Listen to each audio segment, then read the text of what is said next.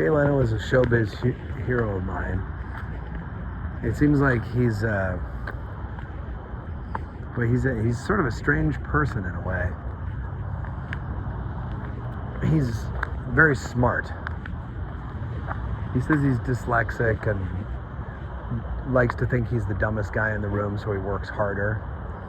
But that's, and then he says like he worked 2 jobs and saved all the money from one and spent all the money from the other, and he's lived off his stand-up comedy. So all those years he was on The Tonight Show, like 20 years, and he's making like $20 million a year or something like that.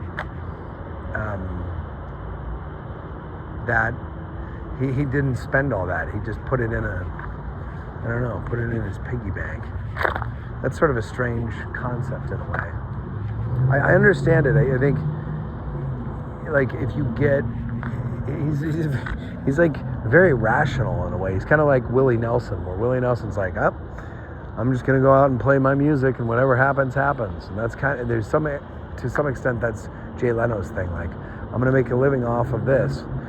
Jay Leno's different in that, like, he doesn't have any kids. He's sort of this entity on his own.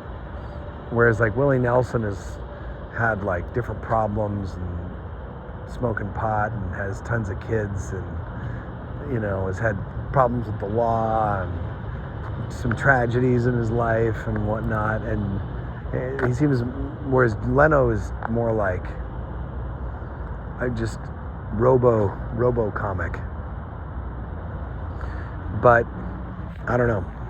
He's an inspiration to me because it's like a lot of the things he says, I just sort of detailed what's odd about him. But the reason he's an inspiration to me is he takes it away from like complaining about nobody's listening to you kind of stuff, and he puts personal responsibility.